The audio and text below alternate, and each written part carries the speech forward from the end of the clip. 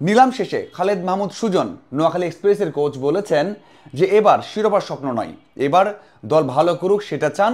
সামনের চারবার, এর পরের চারবার চেষ্টা করবে ভালো করে চ্যাম্পিয়ন হতে। এরপর থেকে সমালোচনা হচ্ছে, বিশেষ করে নোয়াখালীবাসী তো এটা মেনে নিতে পারছেন না যে এই কথা কেন বললেন, আমরা কেন খেলা দেখব, আমরা কেন চ্যাম্পিয়ন হব না, এই প্রশ্নগুলো চলে আসছে। হ্যাঁ, আসা স্বাভাবিক, কারণ এত কষ্ট করার পর দল পাওয়া গেছে। এই ফ্র্যাঞ্চাইজি আসবে কি আসবে না, শেষ মুহূর্তে তাদেরকে দল দেয়া হয়েছে। এরপর যখন শুনতে হয় যে চ্যাম্পিয়ন হওয়ার জন্য খেলবো না, শুধুমাত্র অংশ নেব, তখন তো খারাপ লাগা স্বাভাবিক। এই জন্যই অনেকেই সেই প্রতিক্রিয়া দেখেছেন, অনেক সমালোচনা হচ্ছে।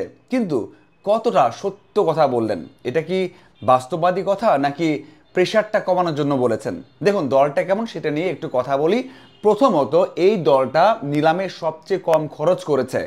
যেখানে দেশি তারকা কিনতে 4.5 কোটি টাকা খরচ করা যেত, সেখানে খরচ করেছে মাত্র 2.5 কোটি টাকা। মাত্র 2.5 কোটি টাকা খরচ করেছে, বাকি 2 কোটি টাকা খরচ করেনি। অন্যদিকে বিদেশি কিনতে খরচ করেছে মাত্র $48,000। হ্যাঁ, ভুল শুনছেন না, মাত্র $48,000। সেই দল কতটা ভালো হতে পারে আপনারা অনুমান করতেই পারেন। আর এই জন্যই বলেছেন যে শেষ মুহূর্তের প্রস্তুতি, খরচ কম, প্লেয়ার কম, এই জন্য এবার চ্যাম্পিয়ন নয়, যেহেতু 5 বছর থাকবে এই দলটা, তাতে আগামী 4 বছর তারা ফাইট দেওয়ার চেষ্টা করে, ভারত দল গঠন করার চেষ্টা করবে। দেখুন দলটা কেমন হয়েছে, আমরা যদি 1 থেকে 6 পর্যন্ত দল দেখি, সেখানে শক্তি সামর্থ্যে একেবারে পেছনের সারিতে 5 এবং 6 নম্বর থাকবে নোয়াখালী এক্সপ্রেস। তবে আমার মনে হয় এই দলটা ভালো করার সামর্থ্য রাখে, আমার মনে হয় এই দলটা টপ 4-এ খেলার সামর্থ্য রাখে, এই দলটা ফাইনাল খেলার সামর্থ্য রাখে। তবে তবে একটা জায়গাতে ঘাটতি রয়েছে, সেই জায়গাতে যদি ঘাটতিটা পূরণ করতে পারে তাহলে এই দলটা ভালো করবে। প্রথমত ব্যাটিং লাইন আপটা কেমন হয়েছে, আমরা যদি দেখি যে সোহান, নূর হাসান সোহান তো রংপুরে, হাবিবুর রহমান সোহান আছে আমরা যদি দেখি ব্যাটিং অর্ডারটা কেমন হয়েছে, সেখানে হাবিবুর রহমান সোহান ওপেন করবেন সৌম্যের সাথে। এরপর মেন্ডিস রয়েছেন, চার্লস রয়েছেন, অঙ্কন রয়েছেন জাকের আলী অনেক। 6 জন ব্যাটার। আপনি যদি এই ব্যাটারদের তুলনা করেন অন্য দলের সাথে, টপ দলের সাথে, যেখানে রংপুর রাইডার্স অথবা সিলেট অথবা ঢাকা, আপনি কোনোভাবেই কম বলতে পারবেন না। অন্য দলের সাথে আপনি যখন মিলাবেন, পার্থক্য করবেন, এই দলকে কোনোভাবেই ব্যাটিং অর্ডারে ছোট করতে পারবেন না। অন্য দলে হয়তো বা লিটন দাস রয়েছেন, তাওহিদ হৃদয়, সেখানে মাহমুদুল্লাহ রিয়াদ, সোহান রয়েছেন এবং আরও ব্যাটার রয়েছেন, তাদের সাথে এই ব্যাটারদের আপনি কখনোই ছোট করতে পারবেন না। অঙ্কন, সেখানে জাকের আলী অনেক, সৌম্য জাতীয় দলের তারকা, সাথে তো হাবিবুর রহমান সোহান দারুণ একটা 100 করে আসলেন, সাথে 2 জন বিদেশি ব্যাটার চার্লস এবং সেখানে রয়েছে কুশাল মেন্ডিস। আপনি কোনোভাবেই এই দলটাকে একের সাথে ডিফারেন্স করতে পারবেন না। দারুণ ব্যাটিং লাইন আপ, এই জন্য বলছি এই দলটা দারুণ কিছু করতে পারে, ফাইনালও খেলতে পারে। খালেদ মাহমুদ সুজন এটা নিয়ে খুবই হ্যাপি। কিন্তু সমস্যাটা কোথায়?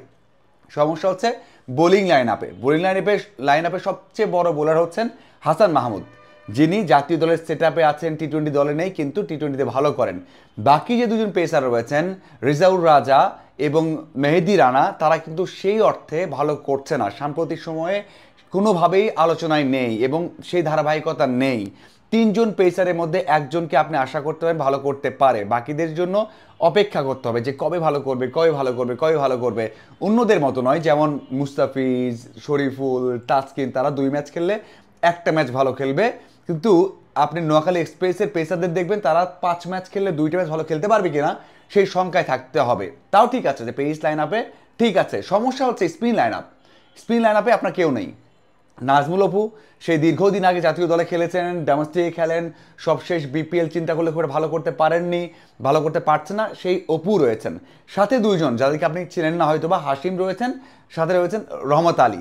এই 2 জন ডোমেস্টিকে খেলেছেন, খুবই কয়েকটা ম্যাচ খেলেছেন, খুব ভালো কিছু করতে পারেননি, বড় লেভেলে তাদের খুব একটা পরীক্ষা দিতে হয়নি। এইবার সে পরীক্ষাটা হবে, এই জন্যই হয়তোবা খালেদ মাহমুদ সুজন বলেছেন যে এইবার তাদেরকে দেখার পালা এবং এইবার আমরা ভালো করতে চাই, কিন্তু ট্রফি জেতাটা সম্ভব হবে না। এই কারণে এই যে স্পিনার থাকে, এখানে যদি স্পিনার ভালো থাকতো 2 জন, হয়তোবা রাকিবুল থাকতো, তাইজুল থাকতো, তানভীর থাকতো, হাসান মুরাদ থাকতো, তাহলে হয়তো বলা যেত দলটা ভালো হয়েছে, ভারসাম্যপূর্ণ হয়েছে। স্পিন অ্যাটাকের জন্য এই দলটা একেবারে পিছিয়ে যাচ্ছে। যদিও ওই যে নাজমুল অপু যদি একটু ভালো করেন, 3 ম্যাচে একটা ম্যাচ ভালো করেন, ইকোনমিক্যাল বল করেন, উইকেট দেন, তাহলে ম্যাচটা সিনারিওটা চেঞ্জ হতে পারে। কিন্তু স্বাভাবিক অর্থে এবং আপনি যখন সিনারিও দেখবেন, দলের শক্তি সামর্থ্য দেখবেন এবং পারফরমেন্স দেখবেন, তখন মনে হবে যে এই দলের স্পিন অ্যাটাক বলে কিছুই নেই। এই জন্যই বলা হচ্ছে যে এই দলের সবচেয়ে বড় দুর্বলতা এখানেই। যদি কোনো কারণে ডিরেক্ট সাইনিংয়ে বিদেশি কাউকে ভালো স্পিনার আনা যায়, স্পিন অলরাউন্ডার আনা যায়, তাহলে এই দলটা একেবারেই স্ট্রং হয়ে যাবে। দুইটা যদি স্পিন অলরাউন্ডার বা একজন পেস অলরাউন্ডার আনা যায়, একজন পেস অলরাউন্ডার একজন স্পিন অলরাউন্ডার আনা যায়, তাহলে এই দলটা হবে অনেক শক্তিশালী। হ্যাঁ, অনেক কম খরচ করেছে, বুদ্ধি করে এই দুই ক্যাটাগরি যদি প্লেয়ার পায় তারা, তাহলে এই দলটা 1-2-এর সাথে লড়াই করতে পারবে।